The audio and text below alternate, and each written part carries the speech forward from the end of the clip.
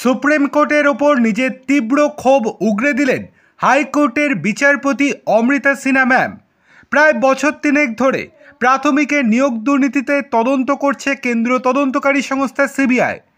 তদন্তকারী টিমের এসপি কল্যাণ ভট্টাচার্যকে সরিয়ে দেওয়ার আবেদন জানিয়ে কলকাতা হাইকোর্টের দ্বারস্থ হয়েছিল কেন্দ্রীয় তদন্তকারী সংস্থা। সিবিআইয়ের এই আর্জি নিয়ে এখনই কোনো সিদ্ধান্ত নিল না হাইকোর্ট। শুক্রবার কলকাতা হাইকোর্টে সিবিআই আবেদন জানায় তদন্তকারী টিমের পুনর্গঠন করা হোক, সরানো হোক এসপি কল্যাণ ভট্টাচার্যকে। নিজেদের আবেদনের পরিপ্রেক্ষিতে কেন্দ্রীয় তদন্তকারী সংস্থার যুক্তি, আগামী বছর অবসর নেবেন কল্যাণ ভট্টাচার্য, তাই তার জায়গায় একজন ডেপুটি এসপিকে দায়িত্ব দেওয়া হোক।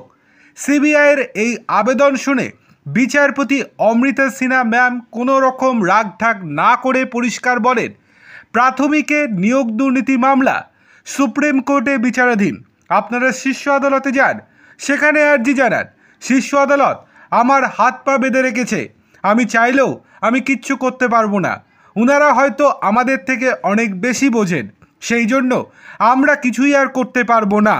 গত বছরের 8ই মে সিবিআইয়ের এসপি ধরমবীর সিংয়ের জায়গায় কল্যাণকে তদন্তকারী টিমের মাথায় নিয়ে আসা হয়। সিবিআই এই দিন তাকে সরানোর কথা বলায় মূল মামলাকারীর বক্তব্য, ওই আধিকারিক আগামী বছরের অক্টোবর মাসে অবসর নেবেন। সেক্ষেত্রে এখন কি সমস্যা? প্রশ্ন উঠছে, তাহলে কি সিবিআই ধরে নিয়েছে তদন্তকারী টিমের কাজ আরও বছর খানেকের বেশি সময় ধরে চলবে? বিচারপতি অমৃতা সিনহা ম্যাম এই দিন আবেদনের পরিপ্রেক্ষিতে কোনো নির্দেশ দিতে পারেননি।